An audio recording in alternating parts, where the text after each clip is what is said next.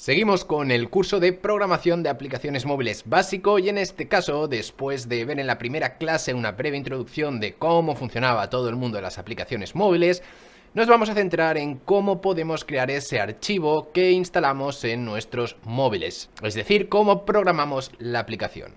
Lo primero que debemos de saber es que no hay una única forma de crear aplicaciones móviles, hay muchas tecnologías que podemos utilizar. Así que en esta clase lo que vamos a ver es una breve explicación de todas las posibilidades que tenemos y la que nosotros vamos a elegir, al igual que por qué razones. A grandes rasgos podemos dividir las aplicaciones móviles en función de cómo se han desarrollado. Tenemos dos categorías principales, las aplicaciones nativas y las aplicaciones híbridas. Las aplicaciones nativas son aquellas apps que se han desarrollado para un sistema operativo. ¿Esto qué quiere decir? Bueno, que si por ejemplo queremos desarrollar una aplicación móvil para los dos grandes sistemas operativos, que esto haría que llegara casi al 100% de la gente que tiene un móvil, tendríamos que desarrollar en primer lugar una aplicación, un proyecto concreto para Android, para uno de los sistemas, y por otro lado otro proyecto completamente diferente y nuevo para el otro sistema que es iOS. La otra variante, la otra categoría son las aplicaciones híbridas que consisten en, con un solo proyecto, con una sola tecnología, desarrollar una aplicación que se pueda ejecutar en ambos sistemas. Estas son las dos formas que tenemos de crear aplicaciones. Y ahora lo que vamos a hacer es entrar un poco más a fondo a ver los pros y contras y cómo funcionan exactamente cada una de ellas. Lo más fácil es empezar por las aplicaciones nativas porque las aplicaciones híbridas no se entienden sin haber visto las aplicaciones nativas antes. Así que vamos a ello. El desarrollo de aplicaciones móviles nativas es lo que podríamos decir la forma tradicional de programar aplicaciones. Para entenderlo tenemos que saber que cada sistema operativo entiende ciertos lenguajes de programación. Es como una persona, por decirlo de algún modo. Si tú quieres hablarle a una persona de China, lo más seguro es que tengas que hablarle en chino, mientras que si quieres hablarle a una persona de Italia, lo más probable es que la única forma que tengas de hablar con ella sea en italiano. Pues bien, algo parecido pasa con los sistemas operativos móviles. Si queremos crear una aplicación para Android, tendremos que hacerlo en un lenguaje que Android nos entienda, para que pueda ejecutar todas esas cosas que nosotros queremos que la aplicación haga. Cuando se desarrolla un sistema operativo, al mismo tiempo se está decidiendo el lenguaje que ese sistema operativo va a entender, y por lo tanto, el lenguaje que los programadores van a tener que usar para programar esas aplicaciones.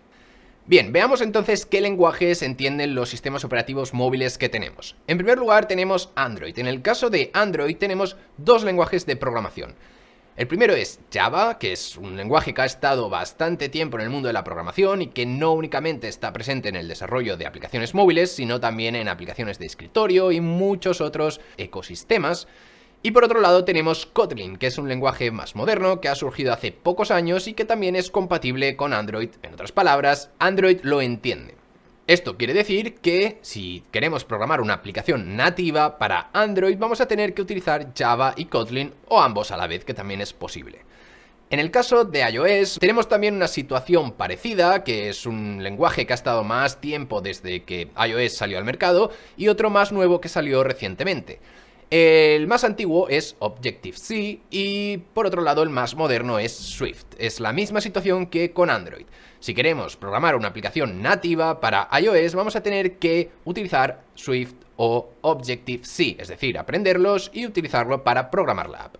Bien, ¿esto qué supone? Pues básicamente supone lo que hemos dicho ya antes, que si queremos programar una aplicación nativa y queremos que llegue al 100% de la gente o cerca del 100% de la gente, vamos a tener que programar dos proyectos completamente distintos. Vamos a tener que hacer lo mismo dos veces. Una vez lo vamos a tener que hacer en Java y Kotlin para Android y otra vez lo vamos a tener que hacer en Swift o Objective-C para iOS. Obviamente esto tiene sus pros y tiene sus contras. Empecemos por los pros. El gran punto a favor de las aplicaciones nativas es que al estar programadas y diseñadas para un sistema operativo en concreto son muy rápidas y muy fluidas. También al estar utilizando el lenguaje oficial de alguna manera de ese sistema operativo, siempre se tiene acceso a las últimas características del sistema. Así que, si por ejemplo cuando en su día salió el tema de la huella dactilar, era muy fácil añadir esa funcionalidad a la aplicación con una aplicación nativa porque automáticamente desde el primer día se tenía acceso a esa funcionalidad para añadirla. Obviamente, al ser la forma oficial de desarrollar aplicaciones o la forma más tradicional, también tenemos una gran comunidad de desarrolladores que nos puede ayudar pues, a solucionar problemas o incluso a encontrar programadores para programar esa aplicación que queremos. El desarrollo es más sencillo, al fin y al cabo. A grandes rasgos, estos son los pros de las aplicaciones nativas. Veamos ahora los contras. El gran punto débil de las aplicaciones nativas y el motivo por el cual surgen las aplicaciones híbridas, que veremos después, es que tenemos que desarrollar dos proyectos. ¿Esto qué quiere decir? Bueno, pues desde un punto de vista de coste y tiempo, supone el doble. Cada vez que queremos crear una aplicación, tenemos que hacerlo dos veces. Lo mismo con lenguajes distintos. Así que viene a ser básicamente el doble de coste y el doble de tiempo de programación. Además, tenemos que aprender dos lenguajes. Si somos nosotros los que vamos a programar la aplicación, quiere decir que básicamente vamos a tener un poquito más de estrés, porque vamos a tener que aprender dos lenguajes, dos tecnologías y al mismo tiempo estar actualizado con ambas. Si lo miramos desde un punto de vista más empresarial y del coste que tiene, vamos a necesitar dos desarrolladores o dos equipos en función de cuán grande sea la aplicación, porque vamos a necesitar distintos perfiles de programadores. Por un lado, programadores de Android, por otro, programadores de iOS. Así que no solo supone el doble de coste, sino que también hay un esfuerzo de encontrar a esas personas y coordinarlas para trabajar y crear la aplicación. También hay otro punto débil, en mi opinión, más desde el punto de vista de programación, y es que hay más posibilidad de tener errores. Obviamente, cuantas más líneas de código tengamos, más posibilidades de tener errores o bugs en la aplicación. Si comparamos ambas situaciones, el tener un proyecto o tener dos, ¿en cuál creéis que pueden haber más errores? Pues seguramente en la opción donde tenemos dos proyectos, ya que seguramente hayan aproximadamente el doble de líneas de código. Eso es, haciendo una regla de 3, el doble de posibilidades de tener errores. Ahora que hemos visto los contras, podemos entender un poco mejor las aplicaciones híbridas, así que vamos a ellas. Del principal problema de las aplicaciones nativas, que es el hecho de crear dos proyectos distintos para una misma aplicación, simplemente porque necesitamos tenerla en dos sistemas operativos, surgen las aplicaciones híbridas. Lo que vienen a hacer es solventar este problema y conseguir que con un solo proyecto podamos instalar la aplicación en ambos sistemas operativos. Con esto conseguimos básicamente que el coste, el tiempo y el esfuerzo de programar una aplicación se reduzca aproximadamente a la mitad.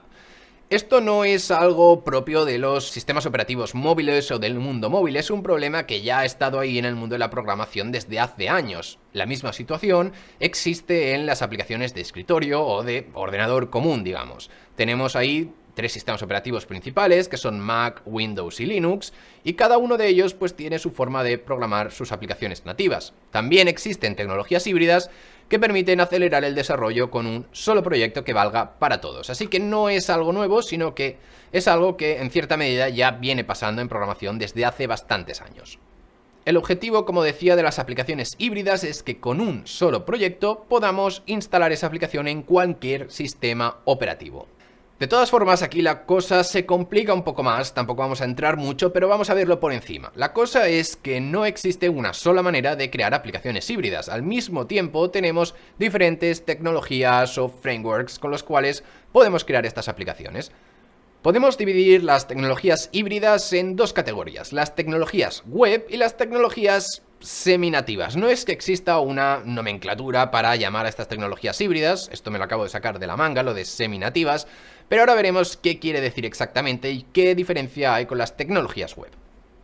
Empecemos viendo las tecnologías web y vamos a ponernos un poco en situación de cuándo salieron esos sistemas operativos móviles y la gente o los programadores vieron que la única opción que había era crear aplicaciones nativas, es decir, dos proyectos, uno para cada sistema operativo.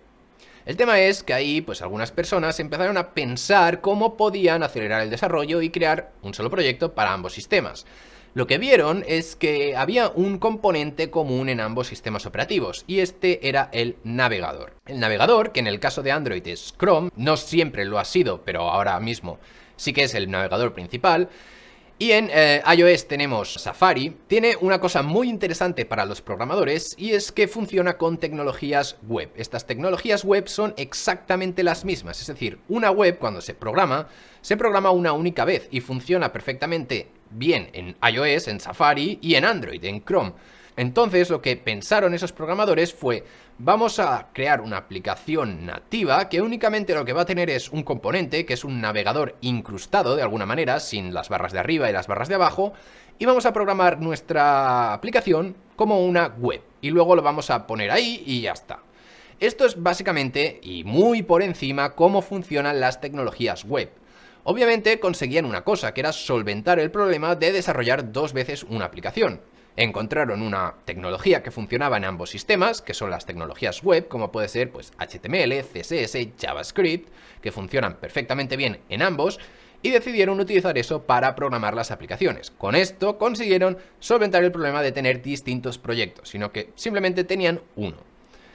Ahora bien, hay un gran contra en estas tecnologías web, y es que al tener un navegador incrustado, la fluidez, la rapidez de la aplicación se reduce muchísimo. Se nota mucho cuando una aplicación está hecha con una tecnología híbrida web, porque es bastante más lenta, sobre todo pues al hacer scroll, al hacer animaciones.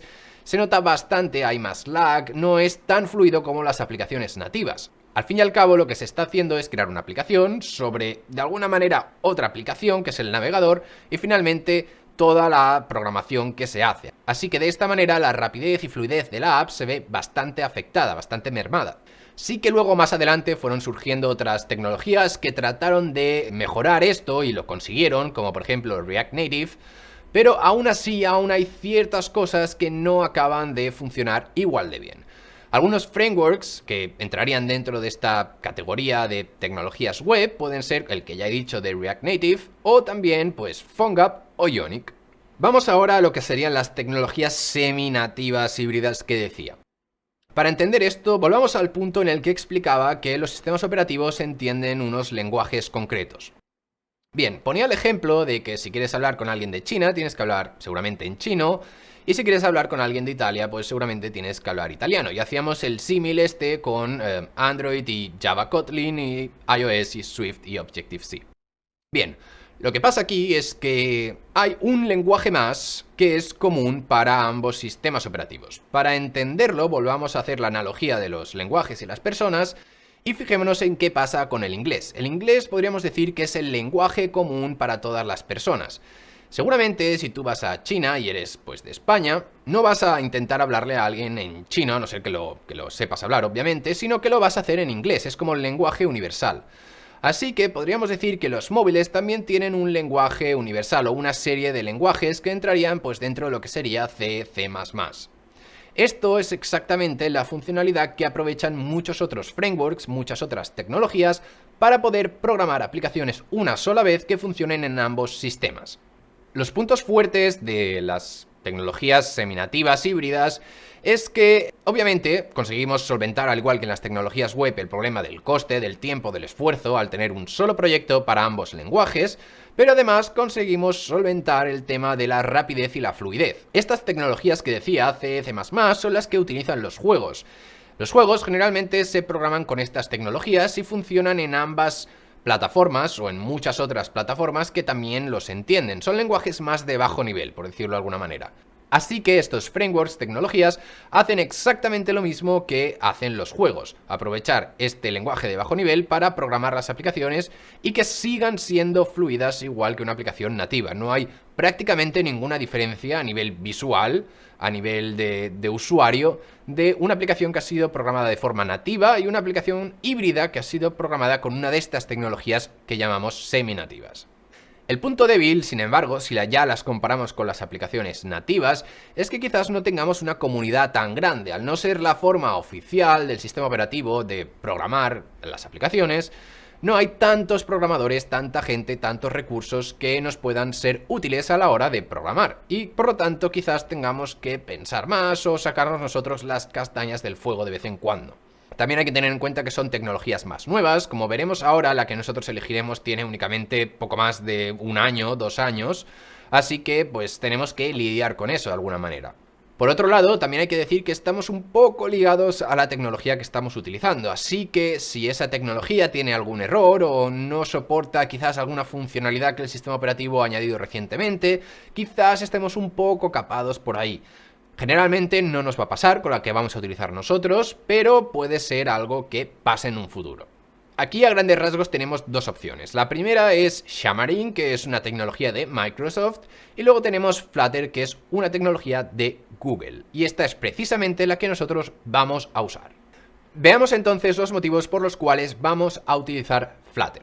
En primer lugar, porque con un solo proyecto, con un solo lenguaje, con una sola tecnología, vamos a poder programar aplicaciones tanto para Android como para iOS. En segundo lugar, porque el coste y el tiempo de desarrollo, esto es algo que viene ligado a lo primero, va a ser la mitad directamente. Al tener un proyecto ya no tenemos dos, mitad de coste, mitad de tiempo, mitad de esfuerzo. Al utilizar esta tecnología a lenguajes de bajo nivel, que ambos sistemas operativos entienden por defecto, lo que conseguimos es que nuestra aplicación sea igual de rápida y de fluida que una aplicación nativa. Un punto a favor es que tenemos una gran empresa detrás de esta tecnología de Flutter, como es Google, que además es la propietaria, entre comillas, del mayor sistema operativo, con lo cual da bastante seguridad. Por otro lado, pese a ser una tecnología muy nueva, que como decía no tiene más de 1 o 2 años de vida, es una de las comunidades que más crece y la que más crece en el mundo de la programación de aplicaciones móviles. Muchas personas se están pasando a esta tecnología y están mostrando mucho interés por ella. Y por lo tanto mejora la comunidad y la ayuda que vamos a tener nosotros a la hora de programar. Finalmente, para acabar, hay dos puntos más que me gustaría destacar. Uno es que Flutter es open source, que no todas las tecnologías híbridas son open source y gratuitas para utilizarlas. Y por último, que hay muchas empresas ya del mercado consolidadas que están programando sus aplicaciones con Flutter. Por ejemplo, empresas como Groupon, Alibaba o el propio Google. De hecho, una de las aplicaciones que posiblemente más ingresos genere, que es AdWords, está programada íntegramente con Flutter. Como decía, Flutter es una de las tecnologías que más interés está generando en la comunidad de programadores de aplicaciones móviles. De hecho, sin ir más lejos, yo antes, hace unos 3 años, me dedicaba al desarrollo de aplicaciones nativas para Android específicamente. Y decidí, hace 2-3 años, dar el cambio, dar el salto y empezar con Flutter, básicamente cuando salió. Desde entonces únicamente me he dedicado a la programación de aplicaciones con Flutter y la verdad que estoy muy contento con el cambio. Ahora puedo crear aplicaciones tanto para Android como para iOS con un solo proyecto. Así que ahora ya tenemos una visión más general de cómo se pueden programar las aplicaciones móviles, de qué opciones tenemos y ya sabemos qué tecnología vamos a utilizar. Así que ahora solo queda ver qué exactamente tenemos que aprender. Flutter es simplemente una tecnología, un framework, una serie de herramientas. Pero antes tenemos que aprender el lenguaje con el cual se programan estas aplicaciones. Hay que hacer aquí una clara diferenciación entre qué es la tecnología o el framework y el lenguaje. La tecnología o el framework es una serie de herramientas que nos van a venir dadas y que vamos a utilizar. El lenguaje es la forma en la que le vamos a utilizar y ese lenguaje es Dart. Dart es un lenguaje de Google, un lenguaje moderno de programación que vamos a utilizar precisamente para trabajar con Flutter. Así que ya basta de teoría por el momento, hemos visto 2 clases únicamente teóricas, así que ya en la siguiente vamos a meternos en materia y empezar a programar un poco. Vamos a hacer una breve introducción a lo que sería el lenguaje de Dart, así que nos vemos en la siguiente clase.